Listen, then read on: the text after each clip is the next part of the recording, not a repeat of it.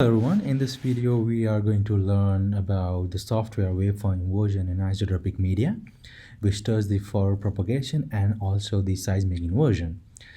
And this is an open software, so you can always build on it and establish yourself as a young researchers, which is going to give you jobs, industry jobs as well, along the lines of the codes that we are going to use in the software.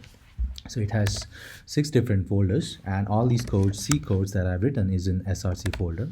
As you can see, all these codes have already been compiled into binaries, but we are going to use just one compressed binaries that we are going to execute over the supercomputer. So in order to do that, we use this instruction makeCM, and it is going to execute just one binary that will be used to launch over the supercomputer. So now we have made the codes. We can check the binary file into our bin folder. So this is the binary that we have executed, which is the compressed version of all the binaries that are here in .o folder.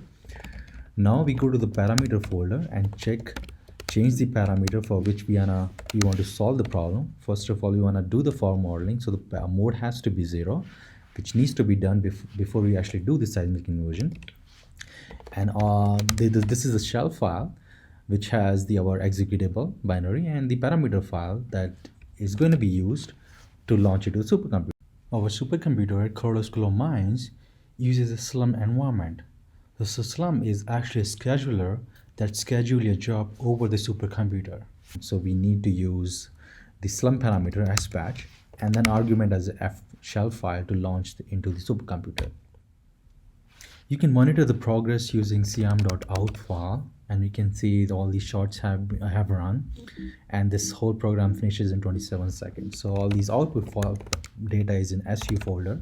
These are all the pressure data that we generated, which we are going to use to do the inversion. So we go to the parameter file again, and we change it to the inversion, which is 1, mode equals to 1. And then we submit it again using the sbatch to fwi.sh. But it is going to take some time, so we are going to wait for that.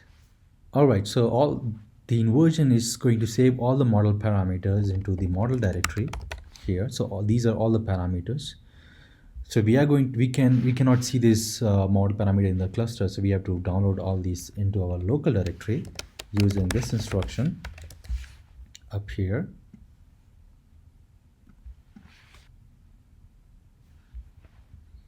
And you can open these binaries into any software like MATLAB or Python. So this is the software to open it. And then you can see that if it shows something like this, it means your inversion has run successfully. So now, depending on the requirement of the physical problem that you're going to solve, you can change the parameter file and then generate the data, and then you can generate the corresponding seismic imaging inversion results as well. So I hope this instruction video was very helpful for you. Thank you.